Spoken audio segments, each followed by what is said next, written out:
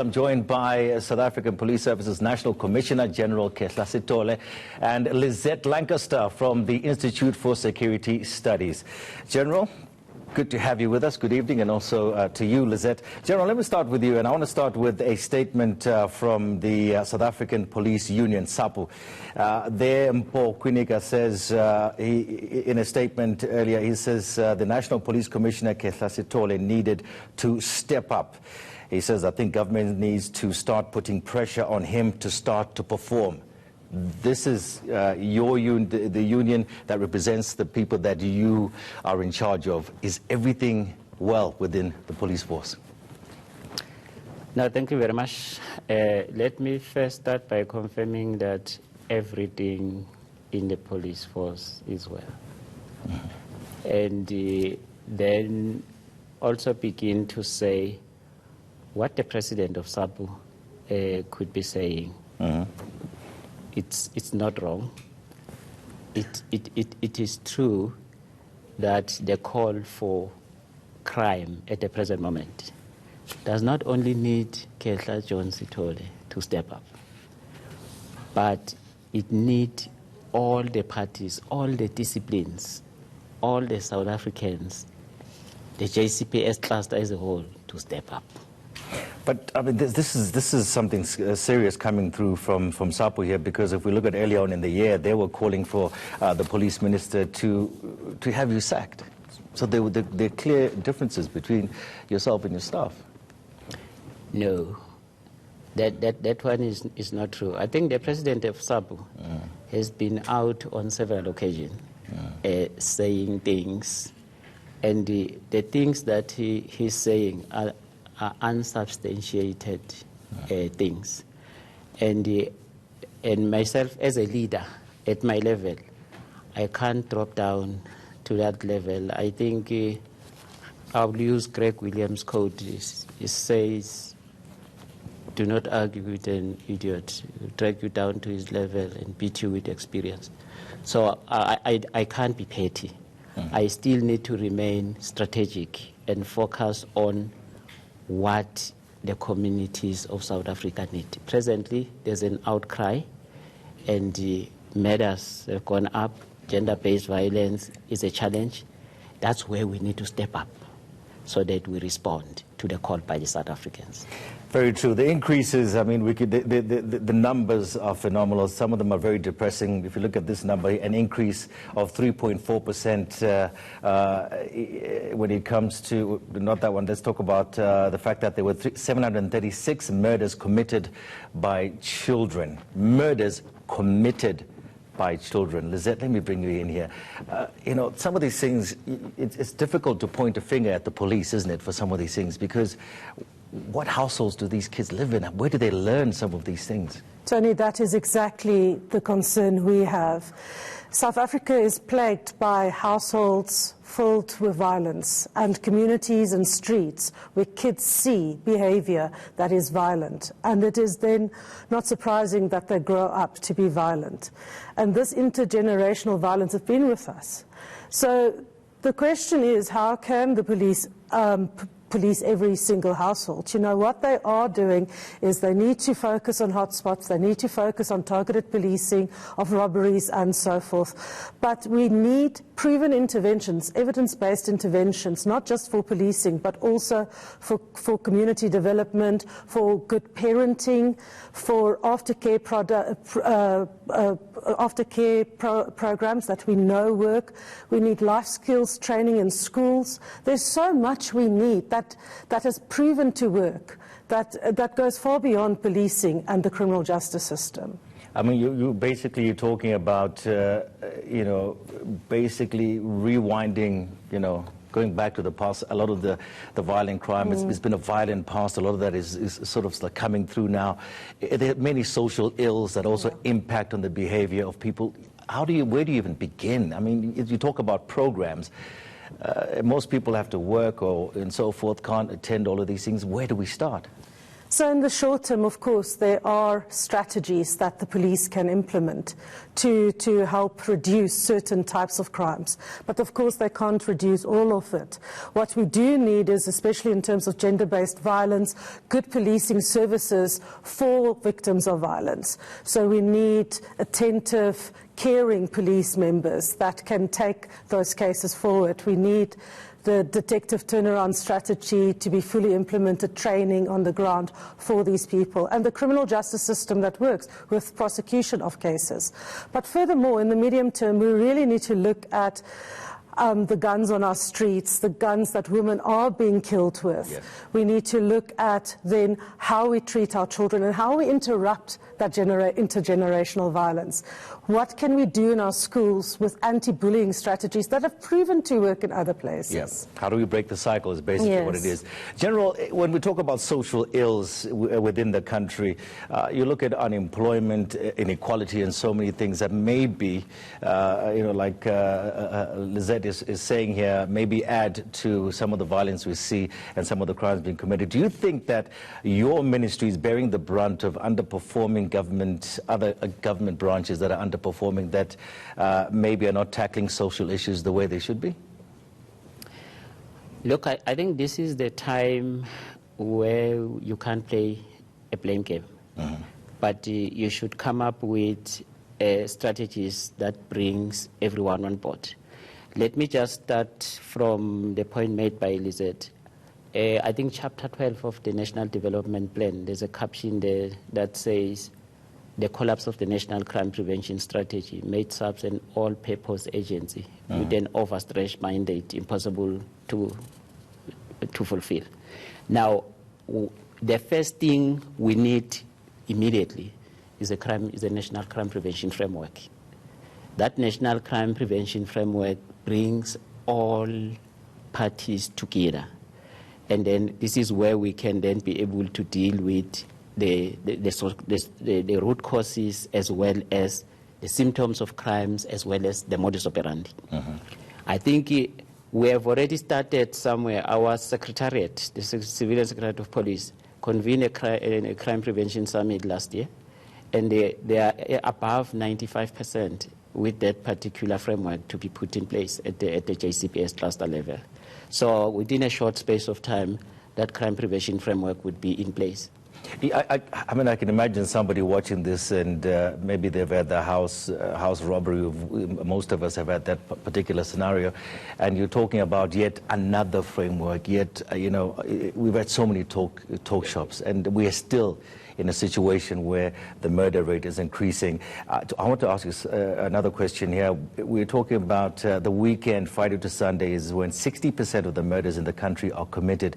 If you include Monday, those figures go up to 70%. So 60% of the murders are taking place over the weekend. Does that also point to substance abuse? To a large extent, yes. Look, let's start from this point of saying, in a situation where there's an outcry, you start with a quick win approach.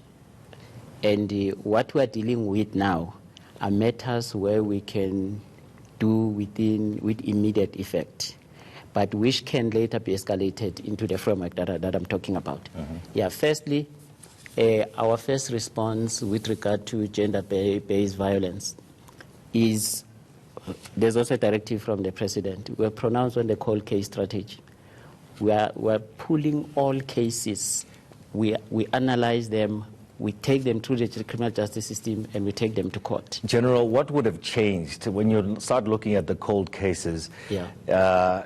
Somewhere along the way, a docket went missing. Somewhere along the way, a police officer didn't do his job, or a judge was not as diligent as they should have been.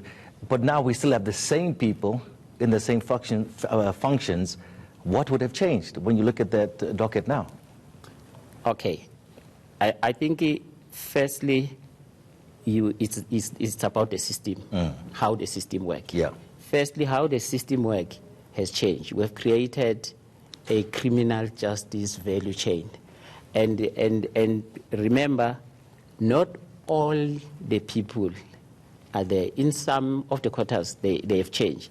But you obviously need to change the system. Like, for instance, we had to close the gap between ourselves and prosecution, and as well as justice. And when there's a problem where crime is rife, we all needed to put hands together and work as a criminal justice value chain so that no one blames the other, but the public get the product. So I think those are the systems that we're changing, and we enhance integration, and then we work together. That includes the integration of resources, because if I push up in subs and then NPA doesn't have sufficient resources, we're still not going to achieve the goal, the same as justice. Lizette, let me come back to you. You also speak about the recent outbreaks of public violence we've just seen now against foreign nationals as a major warning sign. And when we look at some of the stats there, we look at the vigilante stats as well. Vigilantism in South Africa, mob justice has claimed 789 lives. That's people taking the law into their own hands. It's almost the people saying we're fed up, nobody's listening to us. You know, we know who the criminals are, we know where they live. There's no trust in the police when people start doing this. 789 people killed. Unfortunately, we have seen decreases in the satisfaction rates of the public in the police through the National Victims of Crime Survey. We know in certain places that relationships between the police and the public have almost completely broken down. So it is really important to work on strategies to re-establish that trust, and also to get communities to start working with the police again. Some of these places we have seen successful relationships in the past, and it's just broken down irretrievably. And we also have to understand that these areas have got very high crime rates. So it's very important that we look at what the resource allocations are in those areas, that we have targeted strategies for those areas, especially in terms of robberies and so forth, the crimes that people fear the most, because we have had successes in the past and we can do it again. That's a good point, and I have to ask you, General, on this one. Is the community working with the police? Because when we look at these recent public violence against foreign nationals, there was a failure, and you admitted it yourself, in police intelligence to have picked this up. They were not proactive. Okay, let me start by saying we do have a community policing strategy, and it has been pronounced also by the President. But are the people in the communities working with the police? Because that matters. Because I can sit here and I can see my neighbor now has got 7, 8, 10 cars and it doesn't work. I should be able to say, hey, hang on a second, you know, this doesn't make any sense. There are cars missing over there. I should be able to go to the police station and say, this looks suspicious. Is that happening? And do the police react? Let me say, yes, it is happening. But if you listen to Lizette, we still need to rebuild from the broken past. That is why we had to come up with a community policing strategy. Within that strategy, yes, the cooperation is growing. And then we're working together with the communities. But we still need to reach out more. That's why we go out on community outreaches and izimbizos so that we get the community to work together with us. And we have also mobilized even the traditional leaders under the traditional policing concept, working together with them. We mobilized church leaders. I met with them myself, and they are also getting involved. So that cooperation with the communities, yes, it is starting within the umbrella of the community policing strategy. Talk to us about police intelligence and the failures we've seen recently. Okay, police intelligence is coming from a history where we have rebuilt it. Like, for instance, the first day when I came to office, I started by making sure that there's a head of crime intelligence in the country, which has not been there for many years, for ±8.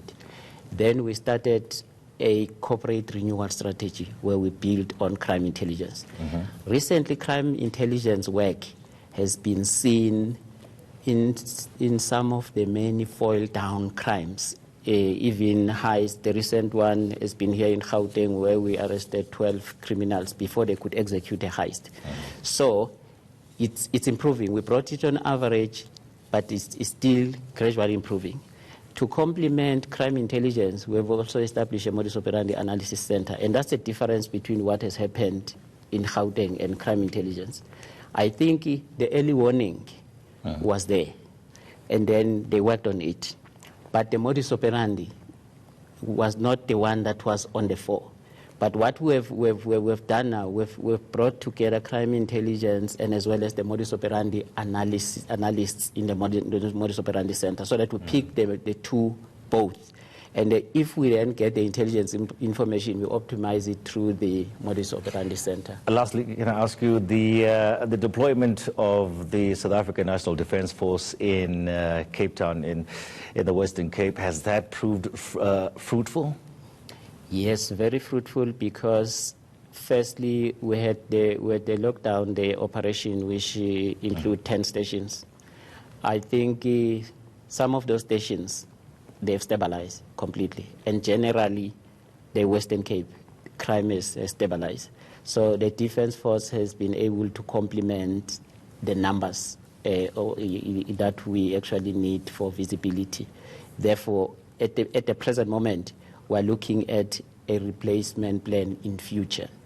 That's why the principals has been talking about the extension. So it's bearing fruit. It's bearing. People are safer. Quite a lot, and there's a lot of arrests that we've made, especially all those people who were perpetrating the murders, committing the murders. They are in custody. Some are commenting that those criminals, all they did, they knew the SANDF was coming through, they just skipped town, got in their cars and drove to other towns, cities. It's not true. There's sensational cases there, like the case where two young girls were killed.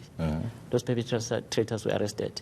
And then there's cases where there were triple murders, and there's cases where 6 women were killed. All those people, they've been arrested and in custody. While the situation stabilized, we picked them up. And several other instances, we had some foil downs of other crimes where suspects has been arrested. Lizette, I'll just let you have the last word here. We were just speaking, just before we went live, that, look, you know, we're looking at so many bad stats now, but when you look at, you know, from 1995, the stats were much worse. Yes, look, in the first 18 years of our democracy, we saw the murder rate drop by 55%.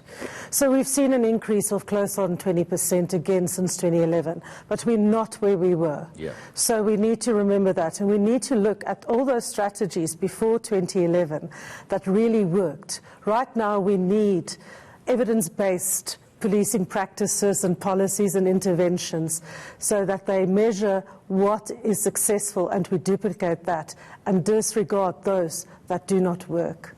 100%. It's about using whatever strategy, General, you used when it came to the armed robbery, the cash in transit heists. Yes. You brought those down. Maybe that same strategy can be used in other crimes to bring them down. I think I fully agree. Thank you so much for joining me. That's SAPS National Commissioner General Bheki Cele. Good evening, sir.